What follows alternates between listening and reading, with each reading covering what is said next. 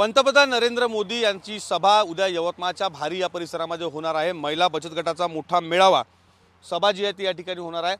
सभास्थळापासून तर विमानतळ या ठिकाणाहून यवतमाळचं भारी विमानतळ आहे, त्या विमानतळापर्यंतच्या साधारणतः या 4 किलोमीटर अंतरापर्यंत जर पाहिलं तर दोन्ही बाजूला दुतर्फा अशा पद्धतीनं झेंडे जे आहेत ते तिन्ही पक्षाचे या ठिकाणी लावून शक्ती प्रदर्शन जे आहे ते या ठिकाणी करण्यात येत आहे।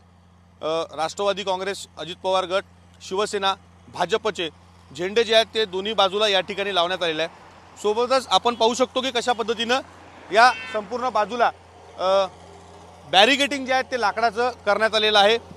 सभास्थळापासून तर साधारणतः विमानतळापर्यंतचं हे 4 किलोमीटरचं अंतर आहे आणि या संपूर्ण ठिकाणी बांबूने अशा पद्धतीनं बॅरिगेटिंग जे आहे ते करण्यात आलेलं आहे। सुरक्षेच्या दृष्टीनं काळजी म्हणून हे बॅरिगेटिंग जे आहे ते करण्यात आलेलं आहे आणि या ठिकाणी हा संपूर्ण परिसर महायुतीमय करण्याचा प्रयत्न जो आहे या सभेच्या निमित्तानं जो आहे तो करण्यात येत आहे। राष्ट्रवादी काँग्रेस, भारतीय जनता पार्टी, शिवसेनेचे झेंडे जे आहेत ते मोठ्या प्रमाणात या ठिकाणी लावून हा परिसर महायुतीमय जो आहे तो करण्याचा प्रयत्न या ठिकाणी करत आहे।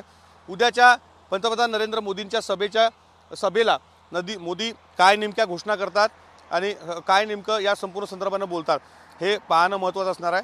त्या अगोदर जर पाहिलं तर आज या संपूर्ण सभेची तयारी जी आहे ती मोठ्या प्रमाणात करण्यात आलेली आहे। मोठं शक्ती प्रदर्शन आगामी लोकसभा निवडणुकीच्या माध्यमातून जे आहे ते महायुतीचं या सभेच्या निमित्तानं पाहायला मिळत आहे। एक जर पाहिलं तर याआधी 2014, 2019 आणि आत्ताच्या 2024 या आधीच्या दोन्ही निवडणुकीच्या पूर्वेला आधी पंतप्रधान नरेंद्र मोदी यांनी यवतमाळ जिल्ह्यामध्ये दौरा केला होता।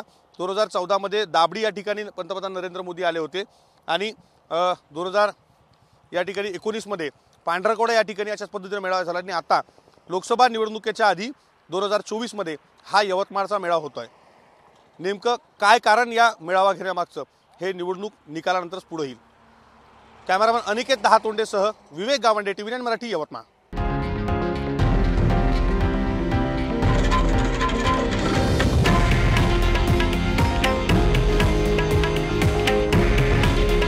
हे आहे देशातील नंबर 1 न्यूज नेटवर्क आणि आपण पाहत आहात TV9 मराठी।